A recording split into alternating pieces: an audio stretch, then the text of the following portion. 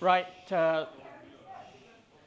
you, everyone, for coming to today's lunch, where we have Hanshi with us to talk about his new book, Is China a Menacing Empire, where he drew a cute panda but a fierce dragon on his front page. Hanshi, okay, this is what we are going to do. While you can continue to eat your lunch, I will do an introduction first about him, and Hanshi will run through his book, the main ideas, and some of his thoughts. And I will ask some questions, then I will open it up for the floor, all right? To Hanshi, I should call him Dr. To Hanshi, is a Singaporean writer who has lived in Hong Kong for decades. He is a very rare breed in my cohort of friends because this man here holds a PhD of theoretical physics from Oxford. How many journalists in town holds that kind of science degree? Yeah, not among my friends except him. Yeah, and he's now a consultant of Headland Intelligence, a local risk consulting firm. Besides all this, he continues to do freelance journalistic work with many medias. Throughout his career, Hanshi has been reporting on business, economy related stuff, and we have joined hands to cover many of the investigative journalistic assignments for quite some fun. So from 2018 to 19, he was a senior reporter of Financial Asia, a locally based financial magazine. From 2015 to 2018, he was a senior correspondent of Merrilex, a news agency which focused on regulation risk. And he spent in and out in two stints, a decade with the South China Morning Post. I met him for the second time as colleague. And he was also the associate director of CRUO, a US risk consultancy firm from 07 to 08, where he was traveling between Hong Kong and Shanghai to conduct due diligence investigations into business, individuals, and companies in Greater China and Southeast Asia. I knew him quite a lot. He has been covering lots of things, including Greater China, China's overseas investment and projects, Belt and Road infrastructure, debts, and corporate scandals, not to mention some of the political ones. Trade, fraud, money laundering, corruption, everything kind of, you can find his byline on many of such stuff. And he has written a previous book called Is China an Empire, which I've read and find it highly interesting because his conclusion is, I will let him say that, and he detailed China's investment and infrastructure projects around the world, which gives us a question of the second part, where is it a benign hegemon, or to start first, is it an empire? Is it a good empire or a bad empire? That's the second part of his thought. So without much further ado, I will let Hanshi go through what his thoughts first. All right? Well,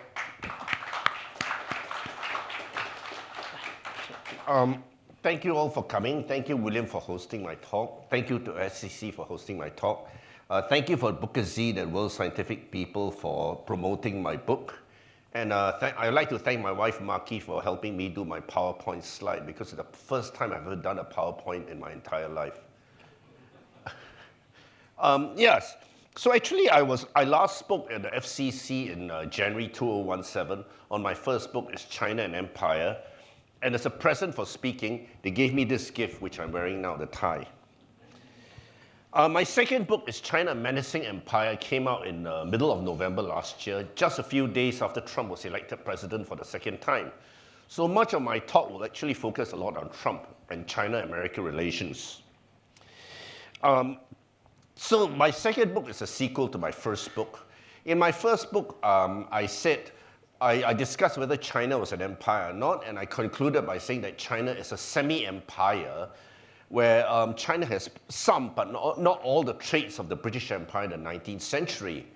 I said the 21st century is dominated by two semi-empires, which is China and America.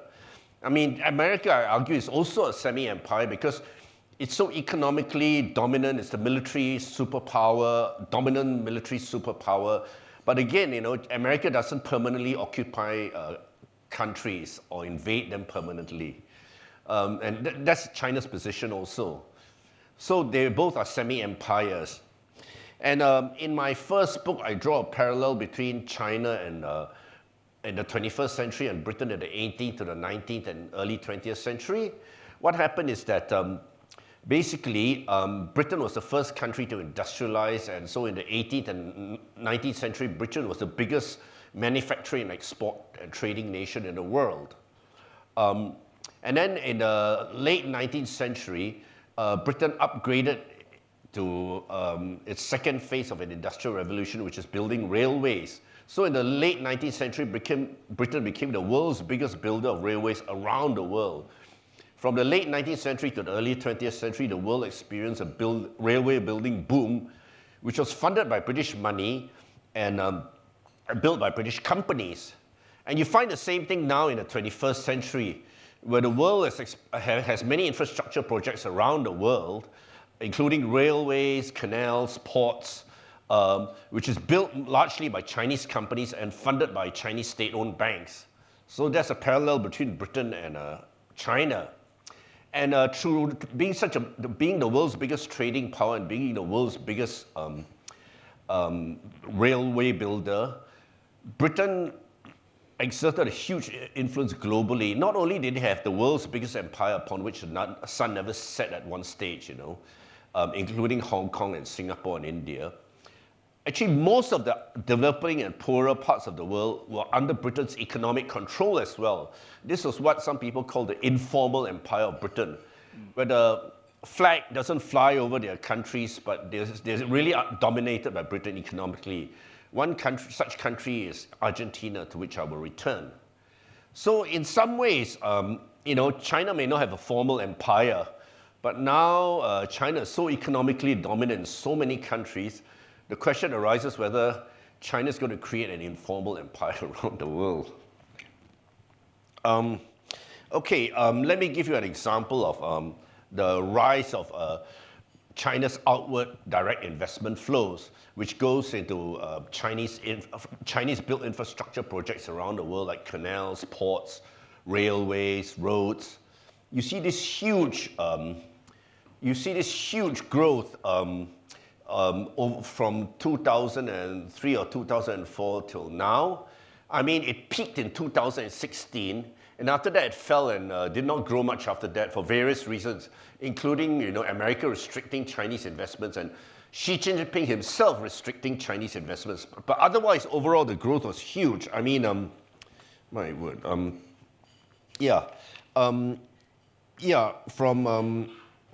China's net overseas direct investments skyrocketed nearly 25 times from 2004 to 2014. It shows how huge the growth is. And just two Chinese state banks, China Development Bank and China Exim Bank, committed more than $462 billion in development finance to 93 countries from 2008 to 2019, which is roughly as much as the US-backed World Bank. So, Chinese state banks are now on par with the US-backed World Bank in lending money to many countries around the world.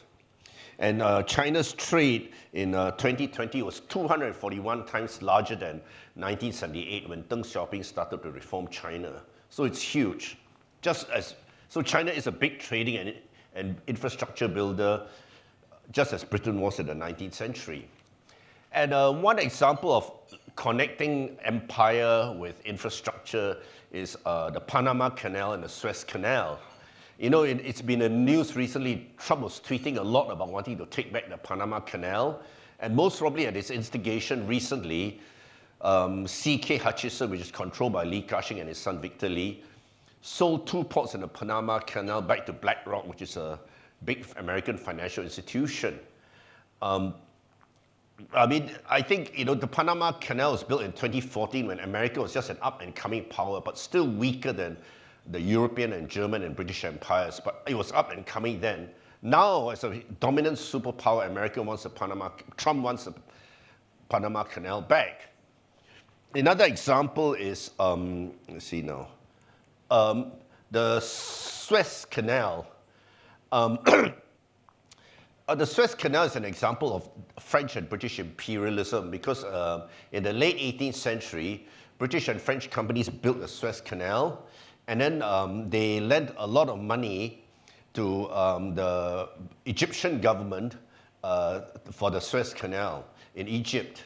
But in the 1870s, the Egyptian government just didn't have the money to repay the debt and the interest to the French and British companies. So Egypt lost administrative control of its own country to France and Britain. So effectively, Britain and France controlled Egypt for a while. Then in 1956, July 1956, the Egyptian president Nasser nationalized the Suez Canal, and you know, the British and French objected. And then in 1882, the British Navy landed on an Egyptian port of Alexandria to, you know, confirm the British domination of Egypt. And so you see this cartoon in 1882, an American cartoon in 1882 depicting Britain as an imperialist octopus with tentacles in various countries, and one of them is Egypt. It was no doubt referring to the British invasion of Egypt in 1882 because Egypt is featured in that cartoon. So at that time, some Americans saw Britain as a menacing empire. Well, in 1956, November, the British and French soldiers invaded Egypt and for a short while seized control of the Suez Canal. But America and Saudi Arabia and the Soviet Union objected to it terribly, and America applied great economic pressure, forcing Britain and France to withdraw. So after that, in January 1957, the British Prime Minister resigned in embarrassment, you know. This is an example of how the British and French fiasco at Suez is an example of how Britain and France at that time were already declining as empires, even though they still owned Singapore and Hong Kong as part of the British Empire. And that really confirms that America is a top semi-empire already. It's a top superpower at that time. And the other interesting thing about the Suez Canal is that it's an example of the debt trap, because, you know, quite a number of American politicians have accused China of creating debt traps. The Suez Canal is an example of the debt trap set up by the British and the French empires because they gained control of Egypt, which could not repay the debt over the Suez Canal. So that's an example of how Egypt is an example of a debt trap. But, you know, the question is, but now American politicians view China as a menacing empire, and I'd like to quote you some of the statements by the American politicians. You know, in 2021, the former American Vice President Mike Pence said, "China may not yet be an evil empire, but it's working hard every day to become one. In many respects, communist China poses a greater challenge to the United States than the Soviet Union ever did throughout the Cold War." And then, you know, in a speech in 2018, Mike Pence, when he was American Vice President under Trump, says, "China uses so-called debt diplomacy to expand its influence. Today, that country is offering hundreds of billions of dollars in infrastructure loans to governments from Asia to Africa to Europe and even Latin America. Yet the terms of those loans are opaque at best, and the benefits invariably flow overwhelmingly to Beijing. Just ask Sri Lanka, which took on a massive debt to let Chinese state companies build a port of questionable commercial value. 2 years ago, that country could no longer afford its payments, so Beijing pressured Sri Lanka to deliver the new port directly into Chinese hands. It may soon become a military base for China's navy. And then, Pompeo said, in a speech in 2022, Michael Pompeo, the former state secretary under Trump, said, China's Belt and Road Initiative is a form of imperialism. It is the manifestation of a corrupt intent to entrap less developed countries with promises of loans and infrastructure improvements. But as my book shows, I didn't find any debt trap except one possible exception, which is Laos. In 2021, Laos was at the verge of defaulting on its debts to China. So a Chinese state-owned company, formed a joint venture with a Laotian company to lease Laos' entire nationwide electricity network for 25 years. So in some ways, you could say that's a debt trap. But I looked at Africa, Malaysia, Southeast Asia, Pacific Islands, and even the Sri Lankan port. And many American scholars, including an associate professor at Harvard, said that the Sri Lankan port, which was given to a Chinese state-owned company, was not a debt trap, because the Sri Lanka had debt problems with the US dollars, which is linked to the American financial system. It didn't have debt problems with China, it was with America. So, yes. And then also in 2014, Ukraine defaulted on the debt to a Chinese state-owned bank because Ukraine was supposed to ship a lot of grain for a $3 billion US loan from a Chinese state bank. But Ukraine did not ship enough grain. But China did not invade Ukraine. Russia invaded Ukraine. So, unlike the French and the British over the Suez Canal, China does not invade other countries over debt traps. But however, it raises the question whether China's economic dominance could be like the kind of economic dominance Britain exerted over a country like Argentina, which was not part of the British Empire. I mean, in 1933, Britain's economic influence on Argentina was so great that in 1933, Britain and Argentina signed a treaty called the Roker-Runciman Treaty, which gave Britain a lot of privileges over the Argentine economy and special privileges and protections over British companies, especially British railway companies in Argentina. And it gave Britain a new control over the tariff and trade and monetary policies of the Argentinian government. So in some ways, Argentina was reduced to a semi-colony of Britain. So at that time, when the treaty was signed in 1933, there were all these cartoons appearing in Argentinian newspapers and magazines of the British octopus with the octopus tentacles like railroads spreading all over Argentina. So, Chinese officials say China doesn't invade other countries, but they should be careful to make sure their economic influence doesn't offend other countries so much that you see cartoons of Chinese octopuses in other countries, newspapers. And and something similar actually happened to China in 1910. This is a cartoon by Chinese cartoonist Ma Xingci, which depicts a foreign-owned railway going over the body of a Qing dynasty official. The cartoon was criticizing the Qing dynasty granting the foreign imperialist ownership of Chinese railways. The foreign powers, like the Japanese and the British and the French, were building railways all over China, and the Russians as well. And that created a lot of resentment among the Chinese. It actually indirectly led to the revolution by Sun Yat-sen or Sun Zong-san in 1911. Because in 1911, there was a protest movement in Sichuan province against the Qing dynasty government taking loans from foreign powers to build a railway in Sichuan province.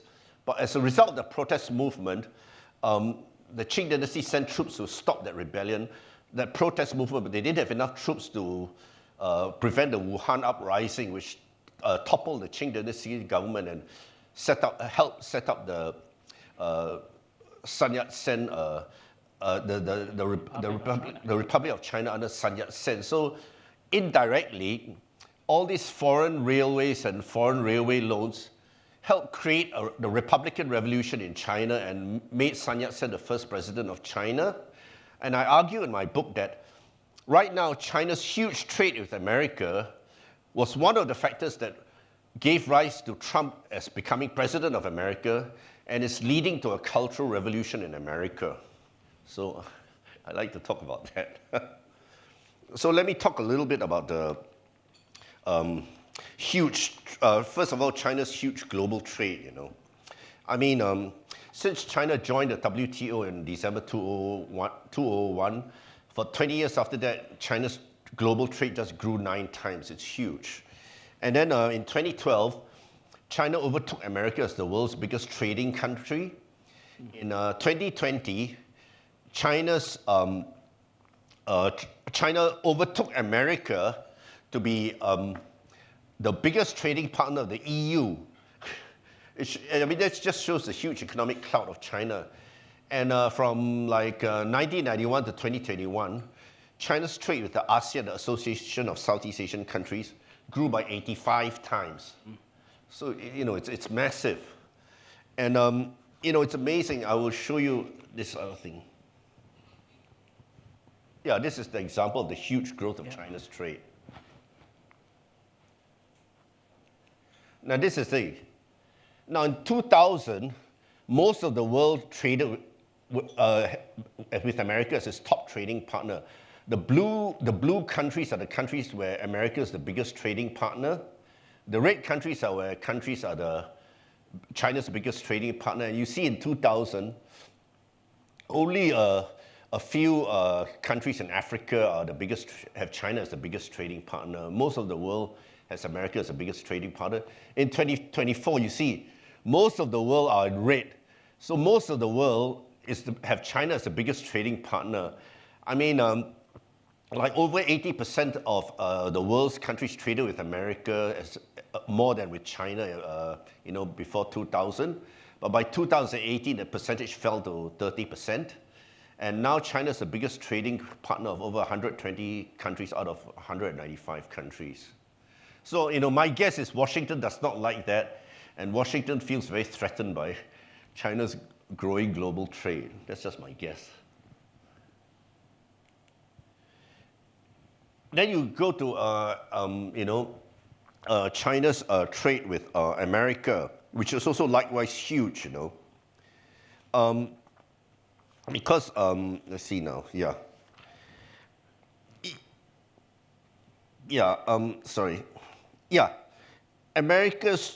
American imports from China jumped 6.6 times from 1999 to 2022.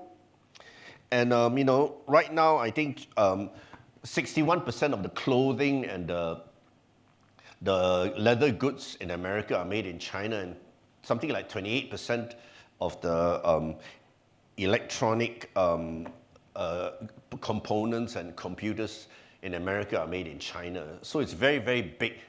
And that's one of the factors that caused Trump to rise to power in 2016 and now as well. I mean, Trump, when he was campaigning to be president, kept saying, China's stealing America's lunch. Chinese cheap factories with lowly paid workers are taking away American jobs. And that was one of the factors that he became elected president in 2016 and November last year. But you see, let's examine how fair his criticisms of China are. You look at the American unemployment rate from 2002 to 2022. You see, there have only been 2 times. Well, first of all, if you apply very simplistic and crude thinking, one might think, because China's exports to America have increased so much, therefore American job losses must also increase a lot, and American salaries must reduce a lot because of the cheap Chinese labor.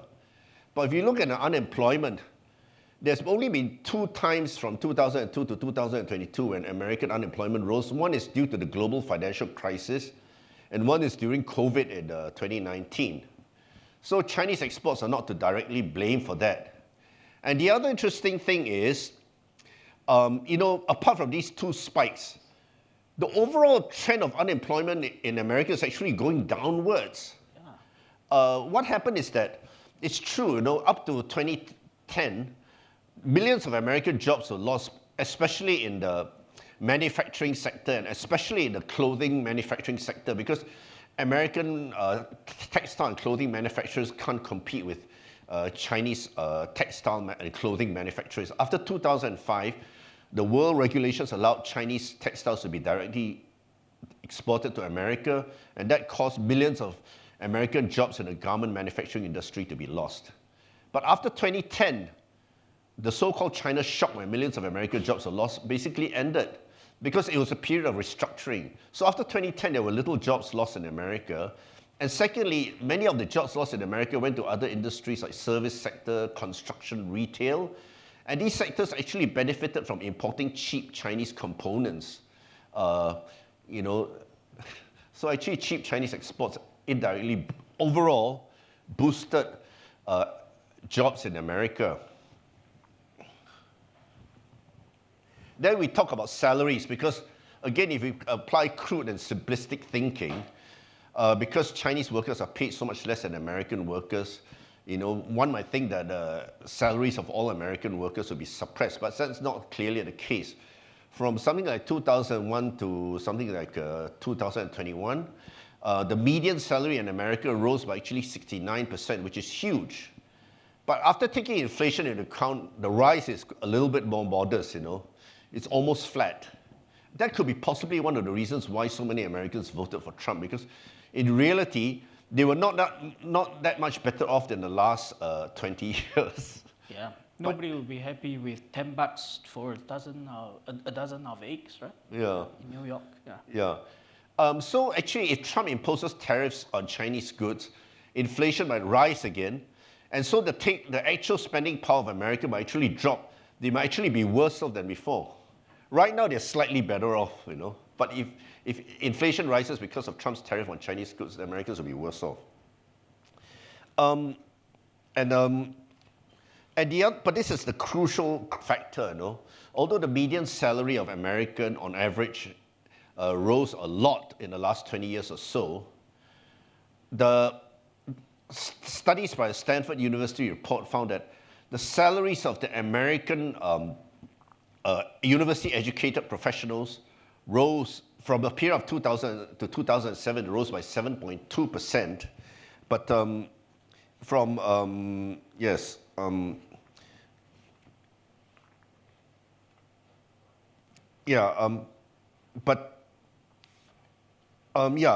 7.2%, but per year, American university-educated professionals were enjoying a salary rise of 7.2% per year. But the non-college educated workers, like the factory workers, suffered a decline in pay of 4.3% per year. So these are the people who voted for Trump, because studies have shown that a lot of Trump's support base comes from these non-university educated workers in America. We have lost out in this globalization drive, right? Yeah. So as a result of this, China's inequality has become very severe in America, The share of American wealth held by the richest 1% of Americans has risen a lot from 22% in the late 1970s to 42% in 2020. It shows how unequal America has become as a society, and according to a Financial Times article, among the rich developed countries in the world, America is a country where the poor people are most likely to go hungry. And there are all these newspaper reports of lower income Americans living from paycheck to paycheck. So this is one of the reasons why Trump came to power. So indirectly, although many other factors are involved, including Wall Street and American government, China's not purely to blame. Chinese exports contributed to the growing wealth gap in America. And as a result, one reason is Chinese exports have contributed to the inequality in America, but another reason is America's global agenda to be the top superpower is also partly responsible for the growing inequality in America. My book quotes James Falk, who's now an executive of a commercial unit of Hong Kong Monetary Authority. I like to quote what he said in my book. The biggest source of structural imbalance in the global financial system is the role of the US dollar as a global utility in finance and trade. International demand for US dollars has exacerbated the loss of industrial competitiveness for American manufacturers by keeping the US dollar overvalued, making it more difficult for American exporters to sell overseas. So that the American factory workers lose out. But this also forces America to run deficits and makes America a highly indebted nation, which in turn leads to global financial crisis from time to time, like 2008, and possibly now, because Trump recently said he doesn't rule out a recession. And my book quotes various sources saying that actually American establishment is quite divided.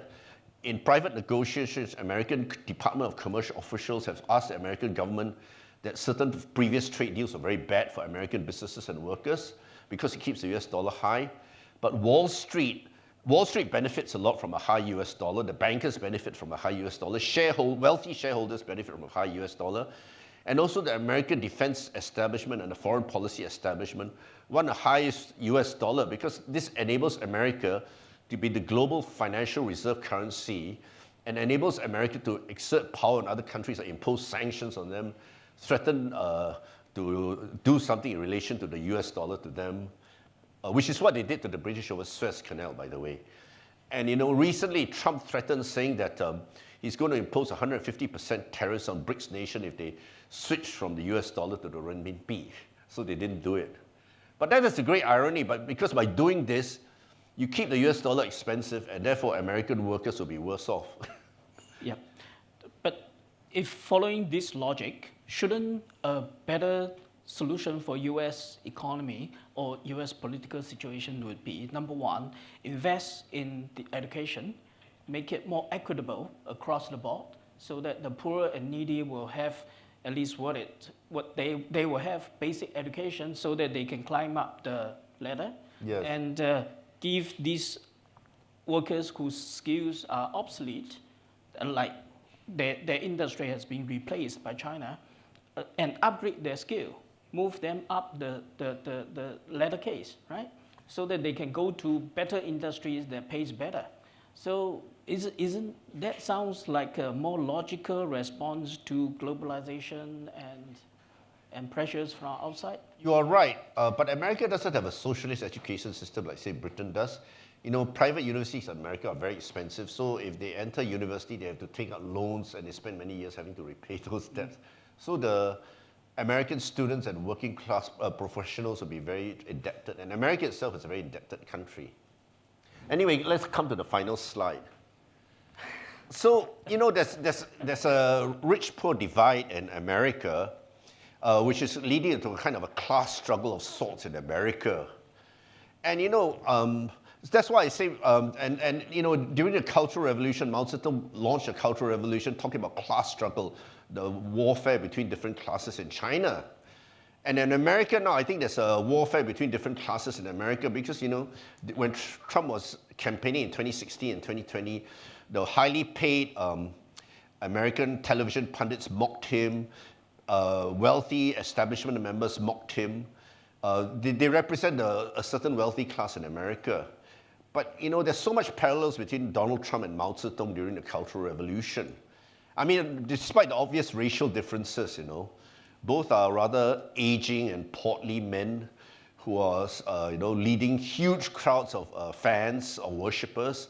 I mean, in Mao Zedong's case, you have all these red guards wearing caps and waving Mao's little red book. In Trump's case, you have all these Make America Great MAGA supporters who are wearing red MAGA caps.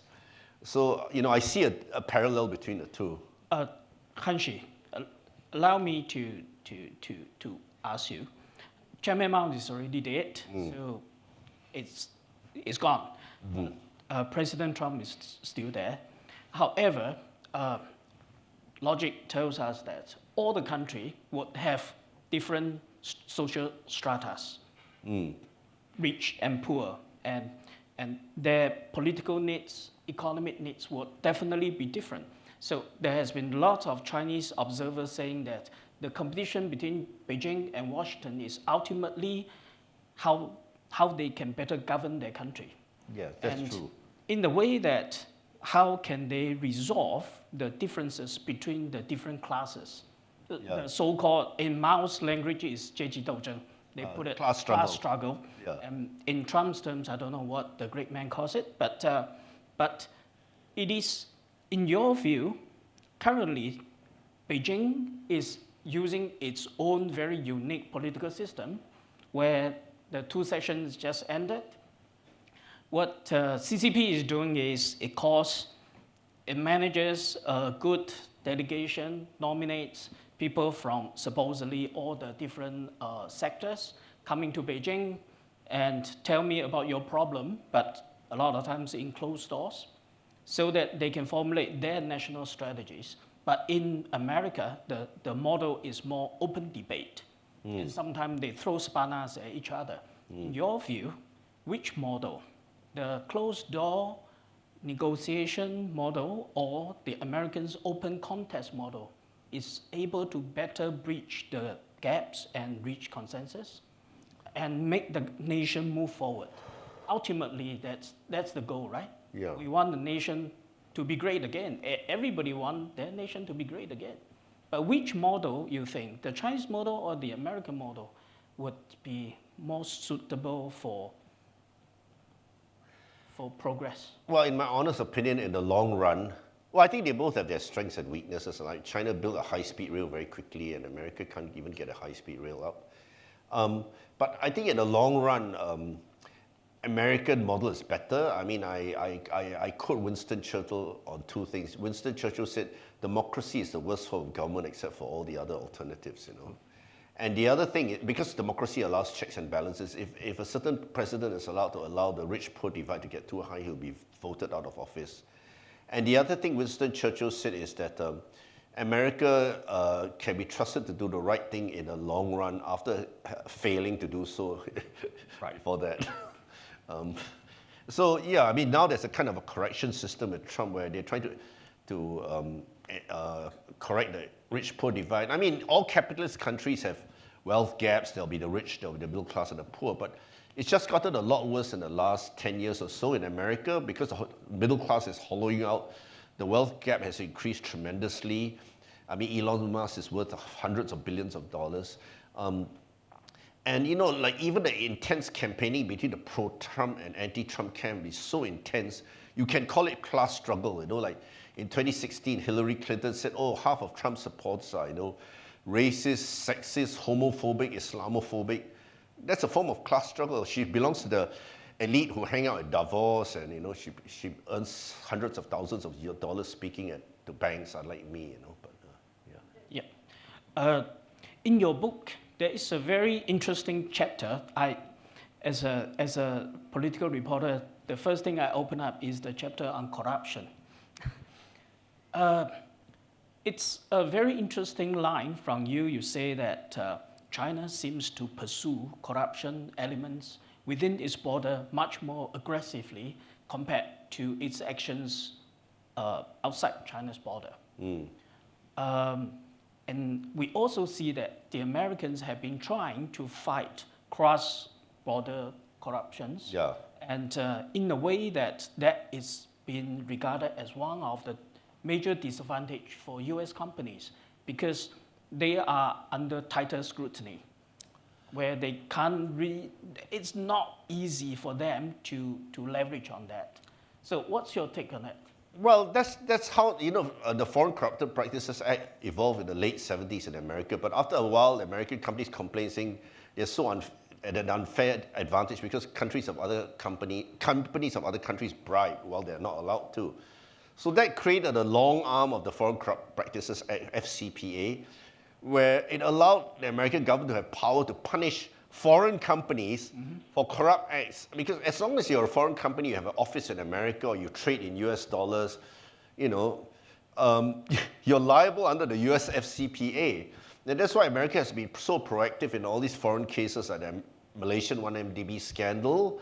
My book mentions how Patrick Ho, the former Hong Kong minister, was jailed in America for being involved in bribing African officials. And and also my book mentions some very some telecom companies in Central Asia, Uzbekistan, I think, being implicated for corruption. These are not American companies. Do you think China should follow up on this? China faces a dilemma in doing that. Because, American politicians like John Bolton and Michael Pompeo have accused China of doing sleazy, corrupt deals in its Belt and Road Initiative in other countries. But if China tries to clean up its act here and arrest foreigners abroad, America, Britain, and international human rights campaigner might accuse China of being dictatorial and draconian, and these corruption suspects might be praised as dissidents and heroes and freedom fighters. One example is this man called Mao Squawk or Guo Wenkui. When he first fled to America, he made all these unproven allegations that Wang Qishan, the former anti-corruption czar of China, was in corrupt collusions with this big Chinese company, HNA. And for a short while, some Americans and some international media reports praised him as a brave whistleblower and dissident. But now he's in jail, in an American jail for fraud. Yeah. So that seems to be one of the underlying tone that has not been on the sunlight for quite some time. But let me again ask you another very thick chapter in your book where it's called The Ancient Silk Road, where you talk about the China Silk Road travels westbound all the way to through Central Asia, yes. Through Central Asia. But now Central Asia is a big piece of mess because of Ukraine war and all that. And Central Asia has been pursued by US, Russian, China for centuries. Yes. Chinese is probably only recently, but not so aggressively, because it has never been able to project its power that far, even in Qing dynasty. But I want to ask you, from this perspective, given that now President Trump has largely brokered a deal for Ukraine, like it or not, that seems to be the end of the light for a peace, or at least ceasefire. With this, how would you see Americans, Russians, and Chinese are trying to, what's their strategies, and how would they divide and conquer that part of the world? Okay, I mean, American companies like Chevron have been in Central Asia for a long time, but China has overtaken Russia as the biggest trading partner and investor in Central Asia. My book quotes a kind of an opinion survey of Central Asian people of various Central Asian countries. They like Russia the most, China the second most, and America the least. But given Trump might have been, if you look at the way he structured the deal, it seems that he represents a mindset of, I want to get something back, right? Yeah. So what do you think, given this mindset, would Americans be pursuing more interest there along the way? Well, I mean, Trump might want to do deals. If peace comes to Ukraine, then America can trade with Russia. Trump might allow American companies to invest in Russia, and then other countries will not be penalized for trading with Russia. That will be good for countries like Singapore and Malaysia. And then, other countries can again trade with Ukraine, and that will be also good for the world, because Ukraine can supply grain to the world and the food inflation will go down. But Central Asian countries have always pursued a multi-pronged foreign policy where they don't want to lean on one country or another. They want to be friends with many countries, whether it's America or Russia or India or China.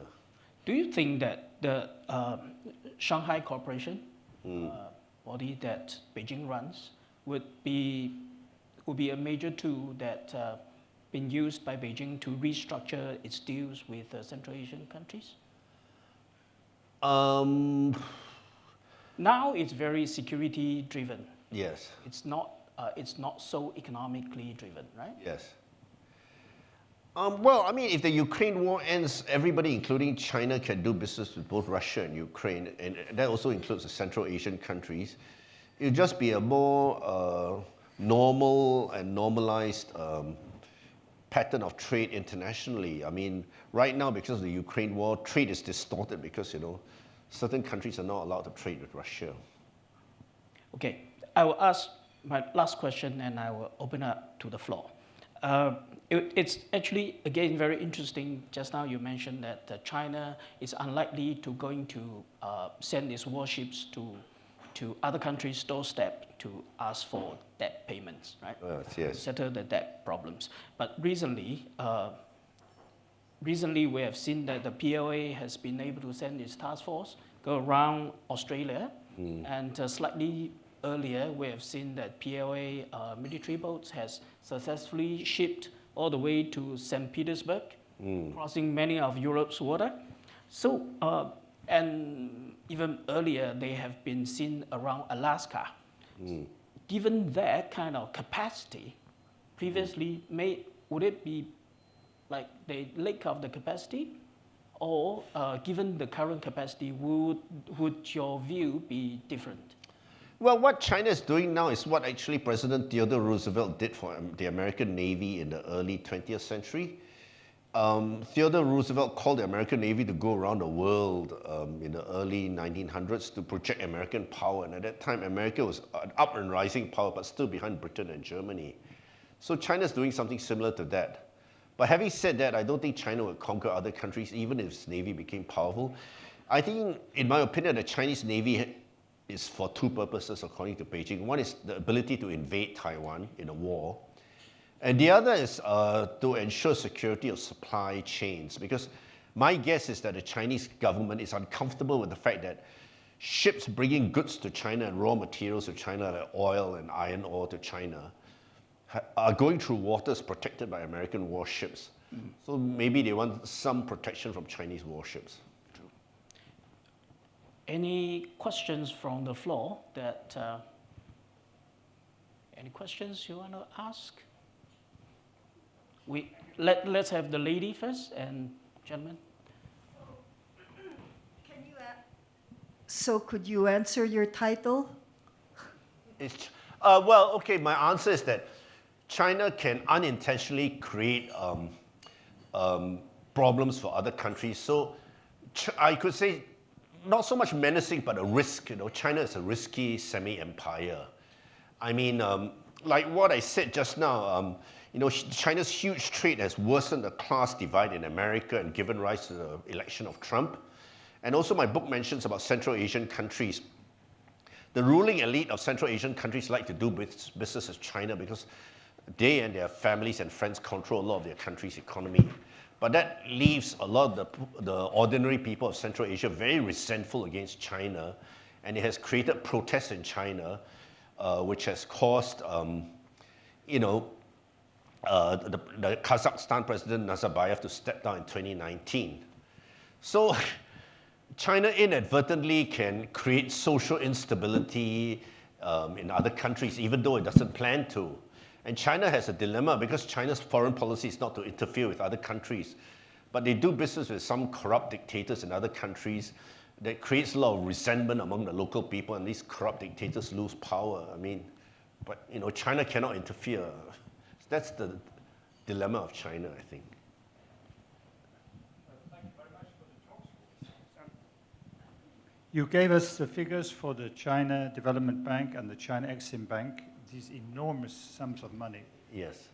Could I ask, what is actually the terms? Are these loans for profit, or they're happy if the loans are repaid? If the loans are not repaid, does the Chinese government write them off? I mean, what is the sort of terms of the loans? Okay, I can't answer in exact detail, but from what I read from various news reports, the loans are fairly commercial. They're not like super generous state-driven loans. And the other thing is the way the Chinese government restructured the loans. There have been reports of loans possibly souring in places like Africa. They do it privately on a bilateral basis, one-on-one basis. But that has given rise to accusations that Chinese loans are not very transparent because they do it quietly behind closed doors. And if you have noticed, Hong Kong has the old police headquarters is going to host an international arbitration center. I suspect many of such arbitration of international disputes might be happening in here. Yeah. But from what we have been reporting, that's largely true, where the Chinese are, when facing default, usually they negotiate of postponement of repayment or whatever. It's not really, it's pretty much commercial way of doing things. So the case of the Sri Lankan port is unusual. In other words, China want repayment, they can't repay, so we take the port.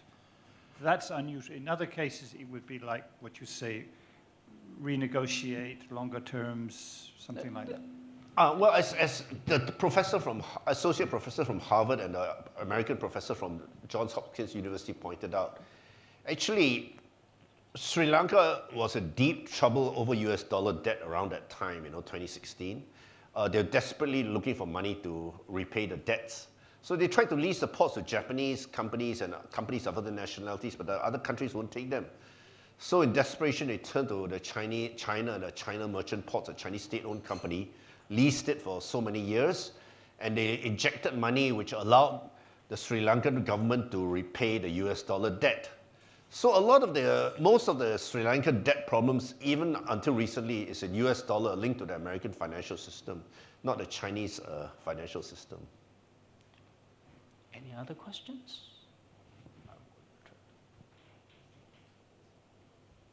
Oh. You said that China can be viewed as a risky empire, not necessarily menacing, but risky. So how should other countries deal with China if it's a risky empire? Well, I mean, I'll take my country, Singapore, I mean, I'm not accusing my country's government of mismanaging matters or doing anything bad, but as a fictitious hypothetical example for the sake of argument, lots of rich Chinese companies want to go to Singapore and buy property, and if it's not well controlled, and huge numbers of rich Chinese buy property in Singapore, will drive up property prices, making property very difficult to afford for ordinary Singaporeans. And Singaporeans will get so angry with the government, they would vote the Singapore government out of office in the elections. But this is not some kind of a nefarious plan by Chinese President Xi Jinping. He's not deliberately sending Chinese spies and agents to Singapore to topple the Singapore government. It's just how these market forces worked. Of course, I'm not accusing the Singapore government of mismanaging the property in Singapore. I'm just stating a hypothetical, fictitious case. Lee? Yeah.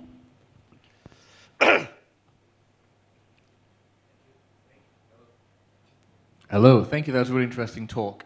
You said a bunch of really interesting stuff. One of them, you said there are two reasons for a Chinese Navy, as stated, and one is to invade Taiwan.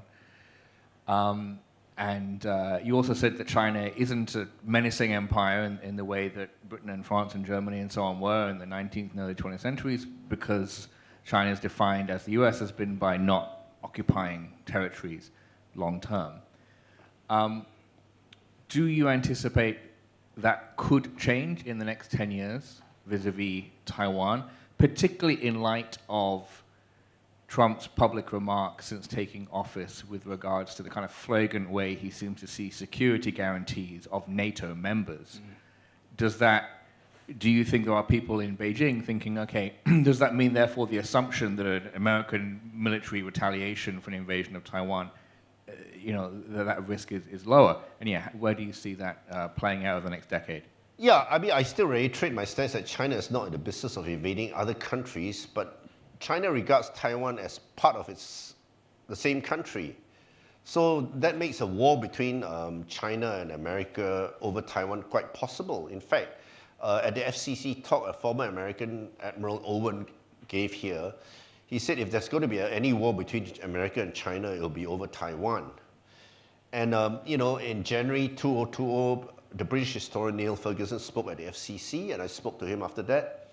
He told me that Britain and Germany had very, very close economic ties, but they still went to war in the First World War. So he says, by the same token, America and China's economy are still very interlinked.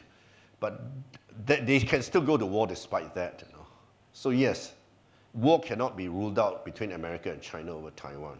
But Hanshi, would you think that from the other side of the coin, since the Second World War until now, China and America's strategic ambiguity on both sides has, I would say, Taiwan is the biggest success of strategic ambiguity between Beijing and Washington, which allowed a vibrant democracy, strong economy, technology advancement over the island, which in any way should not be changed. I think it's good for three sides, right? Beijing, Taipei, and Washington. I mean, if logic prevails, not in this room. Well, I think first of all, I think with Trump elected as president, the chances of a military war with China has gone out a lot. But well, a trade war is happening between America and China now. But if he wants Nobel Peace Prize, then Yeah, I mean, he's made it in all his speech. He wants to be a peacemaker. Yeah. He wants to stop wars where America is not directly concerned, you know. And he has people in his cabinet who want to stop the forever wars in America, like Tulsi Gabbard and Robert Kennedy. yeah. And also another thing, Elon Musk is his close advisor. Elon Musk has many factories in China, so if America and China goes to war, Elon Musk's business will suffer. Maybe precision bombs will miss Tesla factories in China. Maybe. I'm just kidding. Any other questions?